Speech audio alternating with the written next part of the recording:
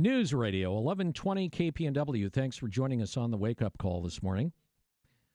Always good to have you with us. By the way, hey, we have this new thing. It's the Papa's Pizza text line, where we're going today for all-you-can-eat pizza buffet at lunch. Anyway, you can text us at any point now. So this is going to make it a lot easier for you if you're in your car, because we always talk about, hey, you can send us an email at the Chris Dental inbox. You can still do that, and many people do, and still are this morning. But we have the text line now, so if you want to send us a short message, you can use your hands-free and go, hey, what's going on? Hi. Hi. Hi. Man, he's over there chuckling. Anyway, you can just text us, 541-485-5769. And I guess we're going to be giving some stuff away as part of that before too long, right? And, oh, by the way, if they give us their name and where they're texting from, they'll be included in our address book / database, and we'll just do kind of random prizes throughout the show. Right. And by the way, are we selling that information? No. Because people want to know that. In caps, in bold, on the biggest font possible. No. So, no, we're not. Just so you know. I made sure of that before we went ahead and that was jumped one of that was one of my main things was, I do not want this information sold and our listeners spammed by Temu. Well, Temu. It's true. You are not wrong. I'm not wrong. Congratulations. So, anyway, all right. We're going to take a short break. Monique DeSpain hanging out with us in the studio, and we are going to be talking about something that, and this is how I actually met and learned of Monique a number of years ago before she decided that she was going to run for Congress. And it was an issue that we were talking about quite a while ago. And it has reared its ugly head in spades. Thank you, Senator Floyd Przonski, Democratic senator from Eugene, and former Governor Kate Brown. It's ahead next on the Wake Up Call. News Radio 1120 KPNW. Thanks for being with us this morning. It is your wake-up call on a start to what's going to be a gorgeous day today, about 80 degrees. I consider days like this pretty much a 10. For some folks, 80 is a little too warm. 80 is kind of like my sweet spot. I like that. So today is a 10. It may vary in your scale. What would your scale be on 1 to 10, Mandy? I would say like a 7. Really? That low? I don't really like the 80-degree weather. I get really hot. Okay. It doesn't mean I don't like it. I just can't be out in it for a long time, and I get annoyed. All right. So we're going to go back to an event that happened in 2010, and I remember this event very well. And it had to do with a little 5-year-old girl down in Douglas County.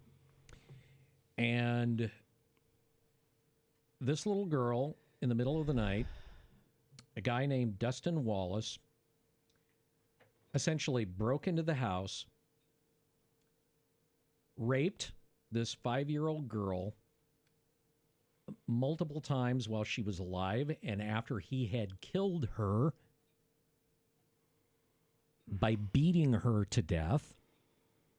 And she tried to fight back. As a matter of fact, the way that they caught him was his DNA was under her fingernails. This little 5-year-old was fighting this guy, a 16-year-old. Now, he was convicted, and he was sentenced to 2 life terms in prison for this at the age of 16.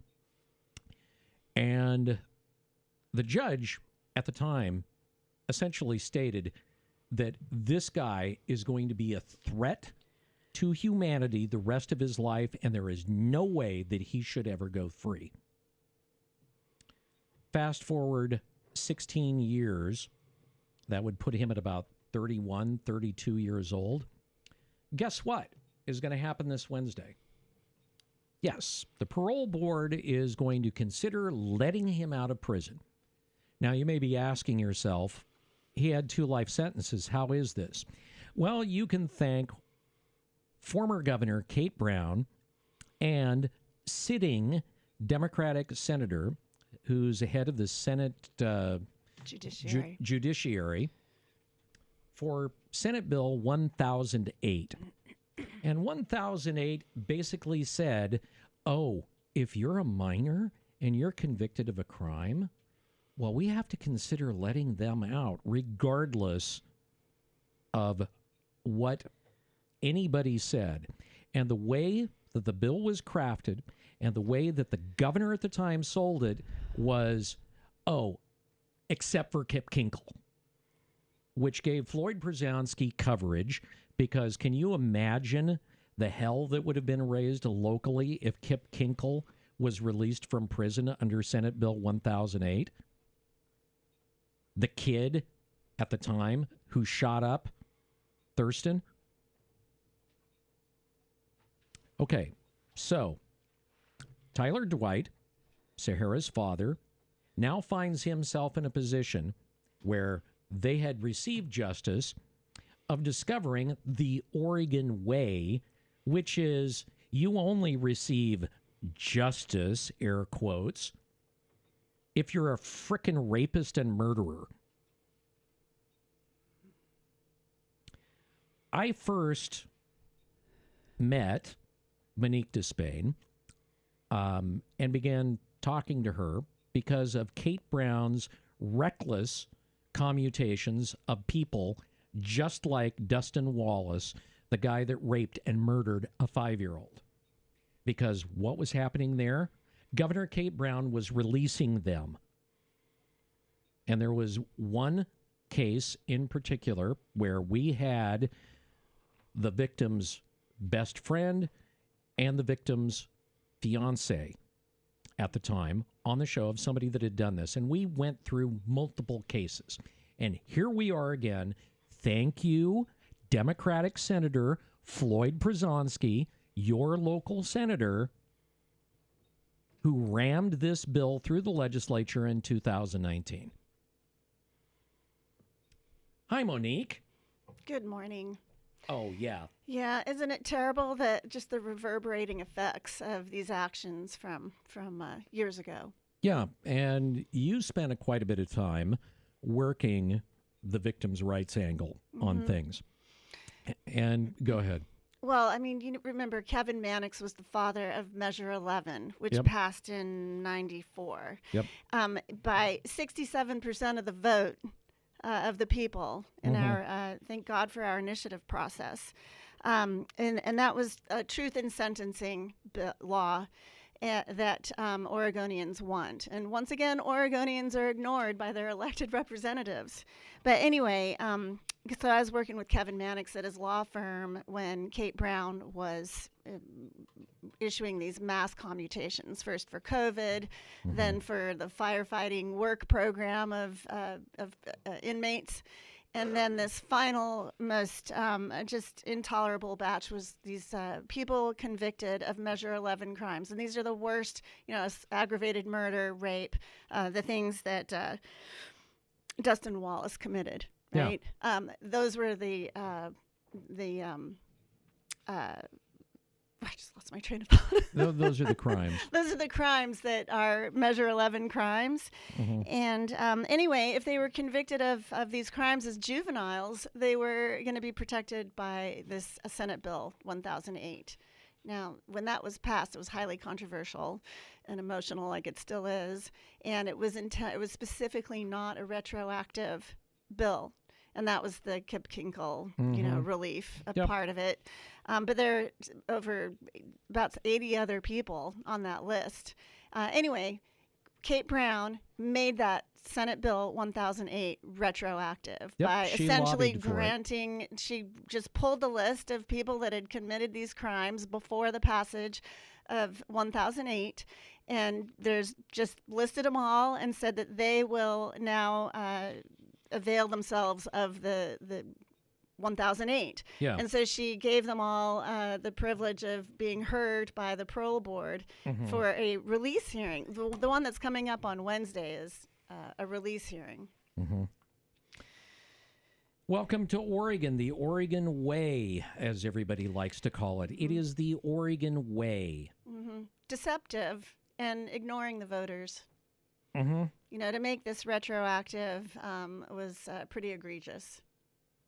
Yeah, and we could go through a number of different criminals that were released by Kate Brown that were convicted as juveniles. There was a kid up in Clackamas County that had gone, there was a girl that he kind of liked, and she was over at his house. I think she was 15, and she basically kind of, shall we say, spurned his advances. And so he essentially beat her, stabbed her, and left her in his bedroom for a couple of days where she died. Jeez. He got let out by Governor Kate Brown. I mean, and as far as Measure 11, Floyd Brzezinski and Measure 1008, that was his dream bill, because what it did was it rolled back a whole bunch of stuff dealing with Measure 11. You know, That's right. And as far as get soft on crime, you know, we talked about this morning, we're finding out a little bit more about the guy that killed, allegedly, 3 people in Sandy last night and shot up a police officer. Turns out that he had been known to the law before. He had stabbed a man trying to kill him. Also was a drug dealer and an auto thief, was sent to prison in 2017 for, well, trying to stab somebody to death, unlawful use of a weapon, and so on and so forth. And he was back on the street to kill 3 people last night and almost kill a police officer. Okay, so your take, I guess, on the case here where Sahara's father, Tyler Dwight, has got to go fight for his daughter again. Well, first, I want to say I heard about this, the attacks in Sandy driving in this morning. And I thought, thank God he's not a juvenile. Because under the law now, you know, we just talked about the retroactive effect of the clemency order, the commutation order. But as it stands right now, if he was a juvenile, he would not be tried in adult court. There's a prosecutor could ask for a waiver to move him to adult court, but I'm hearing like none of those make it.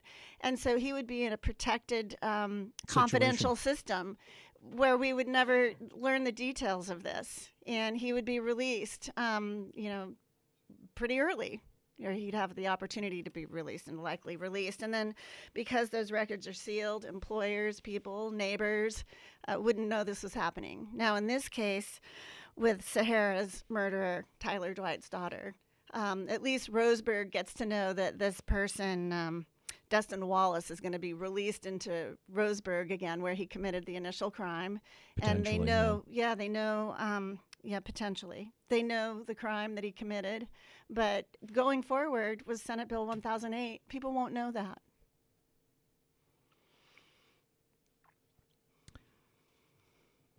So you're running for Congress. And so as a congressperson, this is an Oregon law. What if, let's say you were Val Hoyle right now, or in Val Hoyle's position, what would you be doing? I would provide excellent constituent services to the entire district. And, this running for Congress is like a protracted job interview. So I'm trying to help people now because I'm out there talking to people all the time. And I learned of Tyler Dwight's horrible story through one of my future constituents down in Roseburg, a Democrat, actually, supporter who called and told me about this. And so Tyler and I connected, and he told me the story. And they didn't know that we had done that work with Kevin Mannix. They didn't know about the commutations. In fact, he didn't realize that a lot of this is about that commutation power of the governor. And so I did what I'll continue to do when I'm elected. I wrote a letter to the governor bringing this case to her attention and urging her to do the right thing. And I pointed out just the will of the people in Measure 11, and that was reaffirmed when Measure 94, remember that, in 2000, was a proposal of a complete rejection. It would fall into the IP38 category as far as Oregonians are. They rejected it by 74% of the vote. So that is the will of the people. There be certainty in sentencing, that when a judge issues an order, that we can count on it. The survivors, victims can count on that sentence being followed through. And so I just urge the governor to remember that, and that she does have commutation powers, that she could, she also has some level of control over the parole board. She can't tell them what to do, but she did hire all of them. And so I'm just brought it to her attention and asked that she consider doing the right thing. Think she will? I hope that she will. This is a representative's job to raise the voices of Oregonians. And that's what I've been talking about through my whole campaign. I don't feel like Oregonians are heard, and this is an example of that. And so the other thing that is important, it's something that you do. You shed light on these stories, these real life stories, and the impact of our elected representatives' policies. That'll continue when I'm elected, but I'm doing that now. These people aren't heard. This is our community. We are concerned about public safety. This is one of the most important issues to mothers and fathers and everybody. They want to be safe. You're not safe if you're releasing dangerous convicted felons into neighborhoods before they've even fully experienced, their just punishment. Just punishment. I guess it depends on what letters behind your name, what you believe is just punishment. Well, the overwhelming response to we've been raising this issue through social media, and Tyler's been on the news. You can see his interviews at my website, MoniqueForCongress.com. The overwhelming response from the public is that this is just intolerable. How did we get to where we're actually even considering releasing a criminal who received 2 consecutive life sentences without possibility of parole? How is he being considered for release just 16 years into that sentence? Well, we know who to thank. Kate Brown and Senator Floyd Brzezinski, who's up for re-election this year. All right, so go ahead and give your contact information, your website, and all that stuff again. Well, also, I just sent a press release out, MoniqueForCongress.com. The press release has instructions on how to write to the governor, email or call, and to the parole board, so that we can be heard in that way. All Oregonians that want to just tell the governor and the parole board we're watching, and we don't appreciate them even considering for a moment releasing a criminal like this into the streets. All right. Monique, thanks for joining us on the Wake Up Call this morning. We're out.